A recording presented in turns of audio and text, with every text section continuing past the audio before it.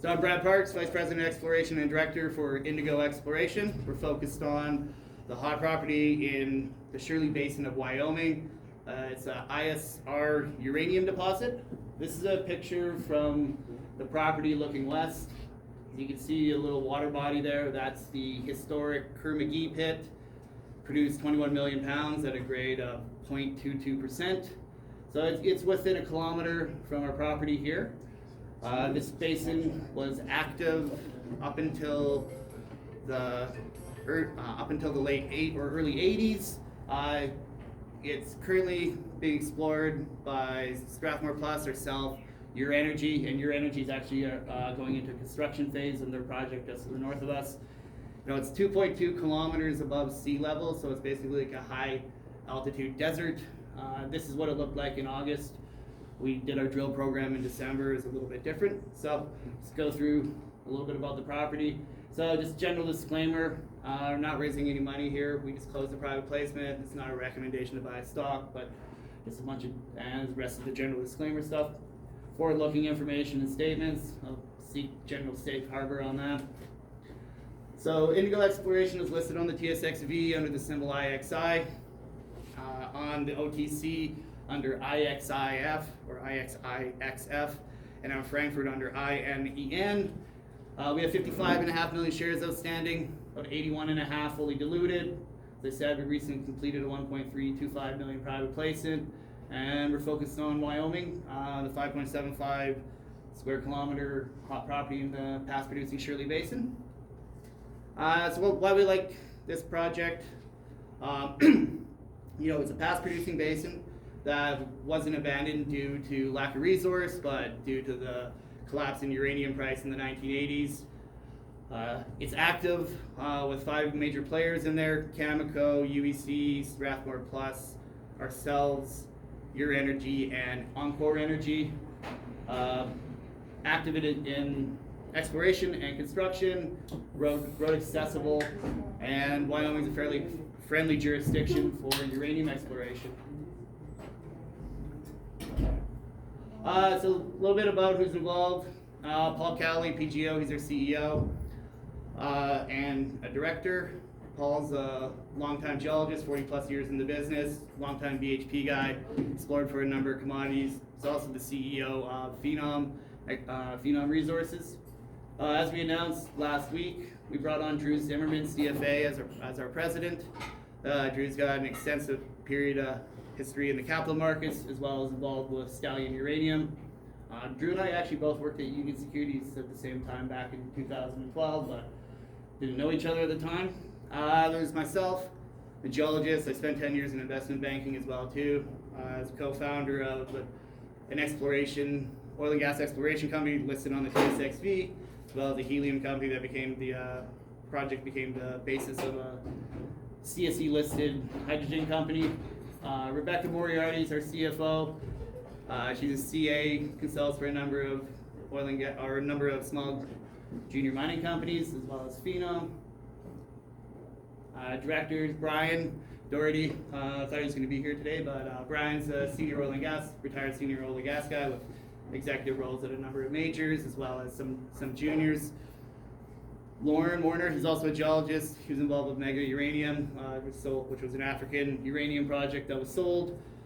And Marno Svensson, he's a lawyer in Vancouver that consults for a number of junior mining companies as well too, and family's had a long exposure to the junior resource sector in Vancouver. So I'll tell you a little bit about where the property is, and then a little bit about why we like Wyoming and the history of Wyoming. Indigo is the red claims here. The black outlines are the known mineralization borders from past exploration, and you have an east and west basin. In the west basin, Cameco's there. They have a 6 to 8 million pound measured and indicated resource. UEC and Strathmore Plus are finish out the rest of the west basin. You have Encore to the top up here. Uranium, where they're going into production for their mill. They have an 8.8 million pound measured and indicated resource at 0.23%. You can see the mined out areas, the old pits. These pits are 52 million pounds at 0.22%. And then UBC being our neighbor to the west. So this property had about 5,000 feet of drilling. I'll try to stay mostly metric, but with it being in the U.S., a lot of the stuff is also in feet. 202 historic holes. Around 50% of them had intersected some form of mineralization. These holes were drilled in 3 campaigns from the late 50s, 60s, and the last one being in 1981. Fortunately, of the 200 holes, none of them have any coordinates on them. They just have old claim numbers. We do have old claim maps and have been working to identify where the past drilling has been done, but we have a good idea of where the confluence is, but it's tough to match old holes with with the locations. But 2 of them of note, 1.8 meters and 1.1% uranium at 43 meters, and then 3.3 meters of 0.3% at 27 meters. What is economic on an ISR project is 0.02% over 4 feet. So both of these holes do show promise. So why we like Wyoming? Wyoming is the historically largest producer of uranium in the United States. They produce just under 240 million pounds. They have the largest reserves in the United States at 350 million pounds at $50 a pound. Uranium is closer to 65 these days. 4 of the current producing projects in the United States are located in Wyoming, and started as hit production in the 50s, transitioned to ISR in the 60s, and you can see tailed off here into the 2000s and starting to see a resurgence here with the increase in the uranium price. And this is just a little overview of how active the state is. There's over 30 exploration and development projects of various stages in Wyoming across the 5 basins. The Shirley Basin is the small basin here, just off the Wind River and below the Powder River Basin. Powder River is probably the one that most people are familiar with. There's 9 ISR conventional mills or processing facilities in the state, including the one being built in the Shirley Basin by Uranium. So it's an active state with good services and knowledge of the sector. So where is the Shirley Basin? As it's one of the 5 basins in Wyoming that are being explored for uranium. This is Casper, that's Cheyenne. Shirley Basin is about 40 miles directly south of Casper, 60 miles by road. It takes anywhere from about an hour to 2 hours to get there in the winter, depending on the weather.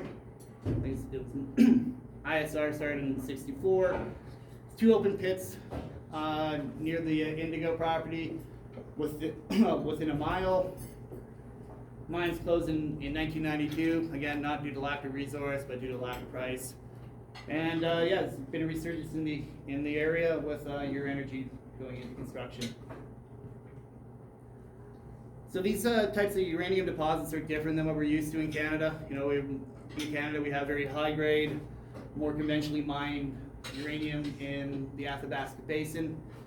These are sandstone hosted, low grade deposits. They're shallow.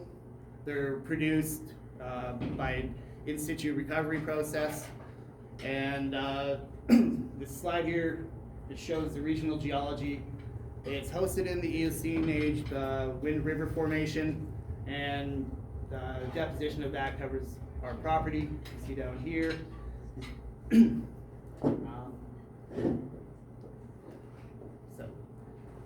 Now, how does the uranium get here into these sandstone bodies? Well, there's 2 depositional processes. The first is that granitic or uranium-rich granitic rocks slowly weather, and the groundwater transports low-grade uranium, which is eventually deposited in the sandstone body, and uranium is mobile in oxidized form or its hexavalent state, and then it's reduced when it runs into carbonaceous material. So here's the Shirley Basin here. We're surrounded by the Laramie and the Granite Mountains and the Shirley Mountains down here. The red lines are the groundwater flow direction, and you see you're getting 2 sources from the Granite Mountains and the Laramie orogeny. The granites in central Wyoming have a higher level of uranium concentration than the average granites, which leads to the deposition. So during the orogeny, it created a whole bunch of braided stream systems, not dissimilar to some of the channel oil and gas systems that you see here in western Alberta. Groundwater followed these rivers, and then the uranium would be deposited in point bars where it started to interact with some of the carbonaceous material you get from floodplains as well as as river systems. The second source of uranium deposition is the leaching of the tuffs, volcanic tuffs from the Yellowstone volcano. Sort of a schematic that shows the extent of the tuff deposition. Where some are right in there, and then through groundwater that leaches into the sandstones as well too. This here is sort of a schematic of the two processes. So as you can see, you get stacked systems. I think about 75% of the holes we drilled showed more than one level of mineralization, which will lead us to follow up and go in the next set of drilling in the direction of the groundwater, looking for where the redox boundaries, redox fronts exist. So this is a repeatable process here. This is how the deposit kind of shapes out here. You got a clay confining layer on the top and the bottom that acts as an aquiclude, keeps the groundwater within the sandstones. You get a mineralization change from the oxidized to the reduced area, going from limonite and hematites to a pyrite. So your redox front should be very pyritic. You get a color change going from yellows and reds into grays and then dark grays and eventually greens. And essentially you get a conical nose deposit where your production would be focused. The mineralization is uranite or tophenite, and it just coats the grains kind of and fills the porosity kind of like an oil and gas system as well too. So with these repeatable deposit systems, what you get is a repeatable gamma signature when you're logging the holes. And so the exploration process is drill a shallow hole, run a gamma log, use the formulas they have to calculate the concentrations over the feet into a grade thickness.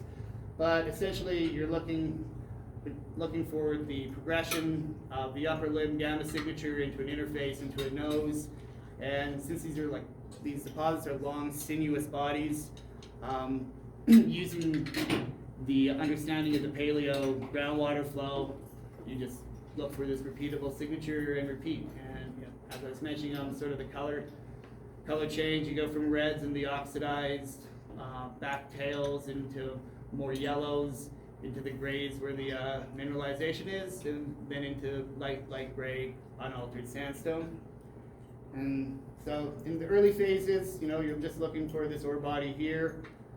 However, on subsequent rounds of drilling, you do have to step up from using just a gamma ray log with an SP curve to a PFN log. There is an issue of disequilibrium. Disequilibrium is essentially easily explained when the parent and daughter nuclides are not in correct ratio. It can still give you a gamma signature, but the uranium is still mobile enough that it's moved to another spot.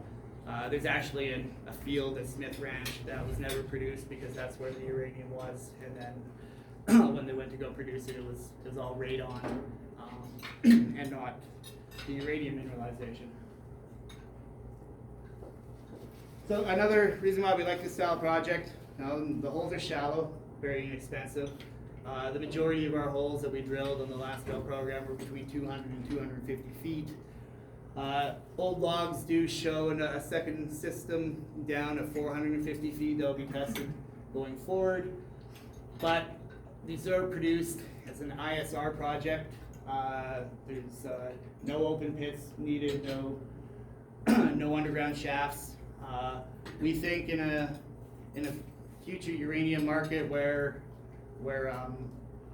demand is outstripping supply. This is the short cycle project. This is the shale gas of the uranium market. Quickly turned on, quickly turned off. But essentially what you do is you drill an injector well down through your lowest mineralization, case it, perf the lowest zone, do the same with a production well and a monitoring well. You pump an oxygenated solution down there to remobilize the uranium and take it from a reduced state to an oxidized state. It pumps up to the production well. Should we be able to develop a satellite deposit to your energy, their mill is 2 kilometers away. It would require a 2-kilometer pipeline over flat ground. The ground is mostly BLM that we have there. Recent executive orders have stated that BLM land approval for energy projects is supposed to be 28 days. We'll see how that matches with our future experiences, but on a technical basis, it's a very lower relatively producible project. So a little bit about the drill program. Like I said, I've had to pare back some stuff because of the corporate news coming out, so let's go into this kind of in a general overview. But this is from last December. We drilled 48 holes and reclaimed them over a 12-day period. It's about $5 US per foot to drill. So each hole was 250 feet. You reclaim them by just filling them up with bentonite chips and then a little cement cap on it. So it's a fairly simplistic process. I was down there during the drill program.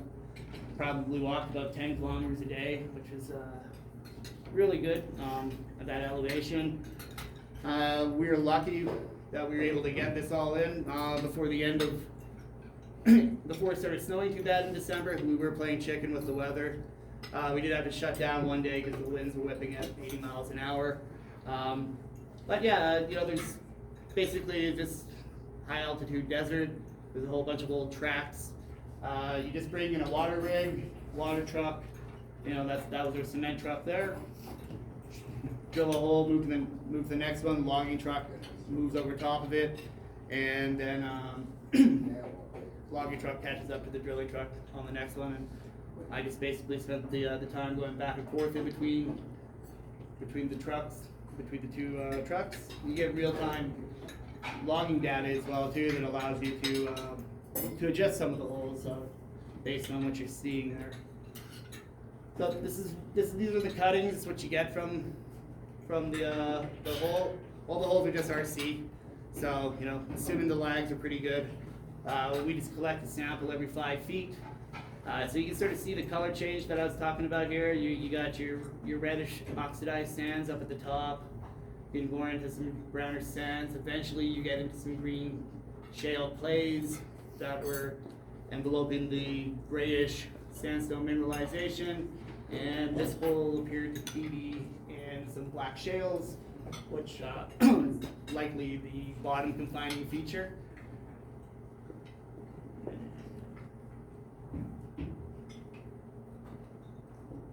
And so the way you go about logging these is you just have a pickup truck with a logging probe in the back of it. The log ran an SP curve, a resistivity curve, and a gamma curve. The SP confirms whether it's a sandstone or a shale. Mineralized sandstones will have a gamma count that looks like an organic hot shale. So the SP curve helps determine that. Resistivity also is another indicator on that, as it's not conductive. We use the company CBM Hawking Loggings out of Cody, Wyoming. Keith does all the work for also Your Energy as well as for Strathmore Plus. Take about 10 minutes to log a hole after we're done drilling. I'd sit in the truck with Keith.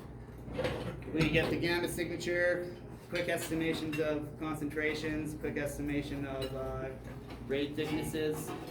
Then while he was printing it off, I'd run back and meet the truck at the next hole, and then work on changing the holes for the next day based on what we were getting.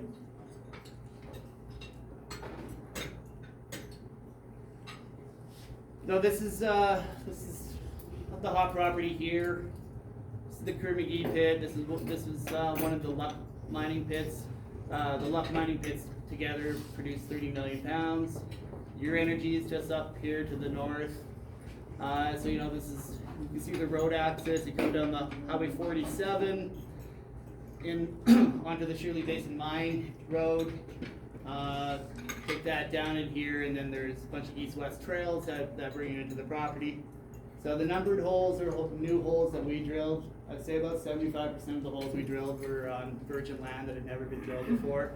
The confluence of most drilling that's been done historically is down in this corner here. We placed a few holes down there. There's going to be a follow-up there in the summer.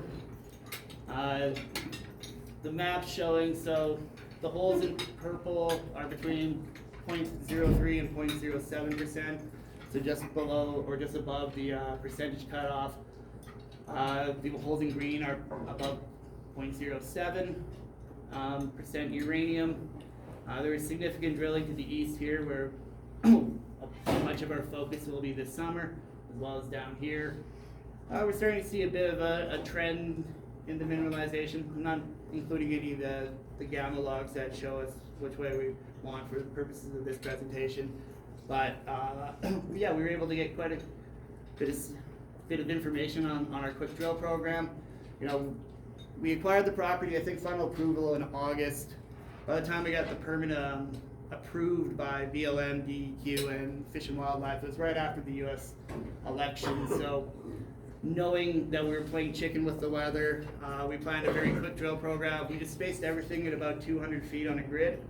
The main goal, because there had been not any drilling up above the east-west road here, and in this part of here, this part of the property, historically, sort of the main goal of the first exploration program was to prove the existence and that the continuation of the mineralization goes onto the property. We know there's mineralization over here. We know there was a lot of activity down here, but there was very little information about the northwest or northeast and sort of northern part of section 13 down here. So in the essence of trying to get this in before the weather turned on us and get as much information that we can have over the summer, planned originally 50 holes, and we got 48 of them done across this part here. Over 90% of them showed some form of mineralization, and is leading to a model that to plan our next set of rounds. But we think what we achieved was a success, especially since a lot of it was virgin land. Now it's refining the model and going back further and looking for it.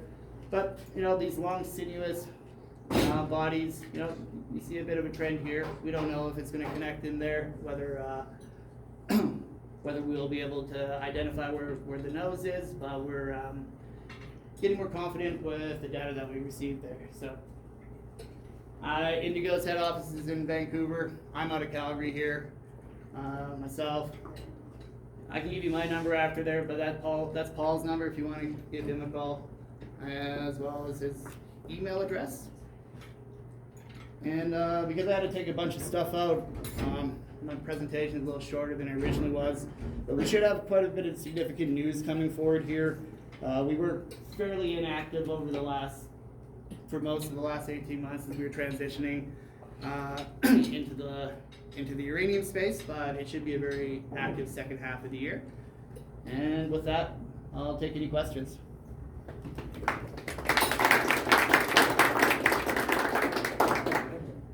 Sure. So can you see the density difference with any sort of like high frequency